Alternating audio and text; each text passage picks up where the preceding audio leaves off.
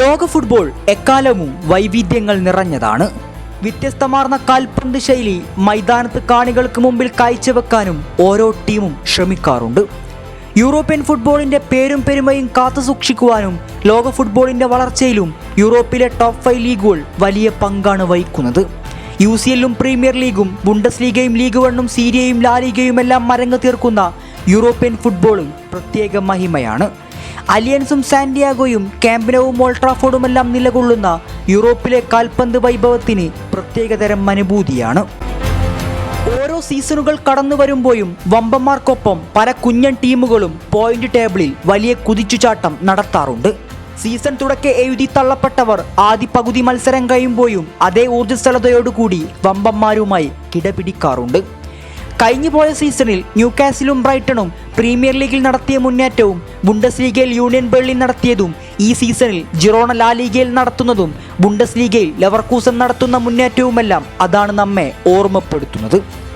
ശക്തരായ ബയൺ മ്യൂണിക്കിന് ആകെ വെല്ലുവിളി ഉയർത്തിയിരുന്നത് ഡോട്ട്മുണ്ട് മാത്രമാണ്. ലെപ്സിങ്ങിനെ കൂടി മാറ്റി നിർത്തിയാൽ പിന്നെ ജർമ്മൻ കളിയും കളവും ഭരിക്കുന്നത് ബയൺ മ്യൂണിക്കാണ്. ബുണ്ടസ് ലീഗയുടെ ചരിത്രവും അതുതന്നെയാണ് നമ്മോട് പറയുന്നത്. കിരീടങ്ങളുടെ കഥ പറയാനില്ലാത്ത, ഇതിഹാസങ്ങളെ വാർത്തെടുത്ത കണക്കു പറയാനില്ലാത്ത, ഒരുപക്ഷെ പലരും കേട്ടുകേൾവി പോലുമില്ലാത്ത ഒരു കുഞ്ഞൻ ടീം എങ്ങനെ ബുണ്ടസ് ലീഗയുടെ തലപ്പത്തെത്തി? ഇന്നിന്റെ കിരീടപ്പോരിൽ ശക്തരായ ഡോട്ട്മുണ്ടിനെയും ബയേണിനെയും എല്ലാം പിറകിലാക്കി ലെവർകൂസൻ 1-ാം സ്ഥാനം അലങ്കരിച്ചത് എങ്ങനെയാണ്? ചരിത്ര പിന്തുണയില്ലാത്ത ഒരു കുഞ്ഞൻ ടീമിന് പുതു ഊർജം പകർന്ന് ഇത്ര മനോഹരമായി കളിക്കാൻ പഠിപ്പിച്ചത് ആരാണ്?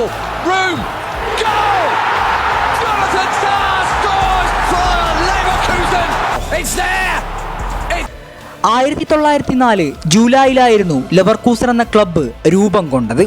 അവിടെ നിന്നിങ്ങോട്ട് ഒരു നൂറ്റാണ്ടിലേറെയുള്ള ചരിത്രം പറയാനുണ്ടെങ്കിലും പറയത്തക്ക നേട്ടങ്ങളുടെ അകമ്പടി ലെവർകൂസനില്ലായിരുന്നു. 5 തവണ ബുണ്ടസ് ലീഗ റണ്ണേഴ്സായതും DFB പോക്കലും UEFA കപ്പ് നേടിയതും 2001-2 സീസണിൽ ചാമ്പ്യൻസ് ലീഗിൽ റണ്ണേഴ്സായതുമാണ് ലെവർകൂസന്റെ സമ്പാദ്യം. പ്രഗത്ഭരായ താരങ്ങളെ ടീമിലെത്തിച്ച് മികച്ച മാനേജർമാരാൽ പരിശീലനം നൽകി കിരീടങ്ങളുടെ കഥ പറയും വിധം സാമ്പത്തിക പിന്തുണ ഇല്ലാത്ത ലെവർകൂസനെ പറ്റി പറയുമ്പോൾ അതിനു പിന്നിൽ പ്രവർത്തിച്ചവനെയും കുറിച്ച് പറഞ്ഞിരിക്കണം. ഒരു കാലത്ത് സ്പെയിനും റയലും ബയണിന്റെയും എല്ലാം മധ്യനിര ഭരിച്ച പെപ്പിനും അഞ്ചലോട്ടിക്കും കീഴിൽ പരിശീലനം ലഭിച്ച സാക്ഷാൽ സാബി അലോൻസോ. താരസമ്പന്നതയില്ലാത്ത ലീഗിൽ തരം താഴ്ത്തപ്പെട്ട ലെവർകൂസന് മനോഹര ഫുട്ബോൾ സമ്മാനിച്ചവൻ. തൻ്റെ ടാക്ടിക്കൽ മികവ് കൊണ്ട് ഒരു ജനതയെ സ്വപ്നം കാണാൻ പഠിപ്പിച്ചവൻ. സ്പെയിനും റയലും ബയേണിലുമെല്ലാം ആ പഴയ സാബി അലോൻസോയെ മുന്നേ കണ്ടതാണ്. മധ്യനിരയുടെ നിയന്ത്രണം ഏറ്റെടുക്കുന്ന മുന്നേറ്റം നടത്തുവാനും എതിരാളികളുടെ ആക്രമണങ്ങൾ പാടെ തകർക്കുന്നതിലും പ്രതിബദ്ധം തെളിയിച്ച മനുഷ്യൻ. ആ ടാക്ടിക്കൽ മികവിനെ ലെവർകൂസനിൽ അതേപടി പ്രതിഫലിപ്പിച്ചതോടെ കാണുന്നതിലും വിപരീതമായി എന്ത് സംഭവിക്കാനാണ്? കാണികൾക്ക് നല്ല റിസൾട്ട് സമ്മാനിക്കുന്നതിലുപരി മനസ്സ് നിറയ്ക്കുന്ന സാബി അലോൻസോയെ ഒരു മാനേജറായും ഇന്ന് ലോകം അംഗീകരിച്ചു കഴിഞ്ഞു.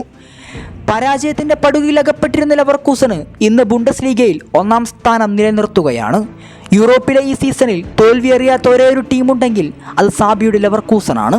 ലോകോത്തര താരങ്ങളില്ലാത്ത ലെവർകൂസൻ സാബിയിലൂടെ ലോകം കീഴടക്കുക തന്നെ ചെയ്യും. സാബിക്ക് കീഴിലവരെല്ലാം ഇതിഹാസങ്ങളാണ്. ചരിത്രം മാറ്റിക്കുറിക്കാൻ ലെവർകൂസന് സാധിക്കുക തന്നെ ചെയ്യും.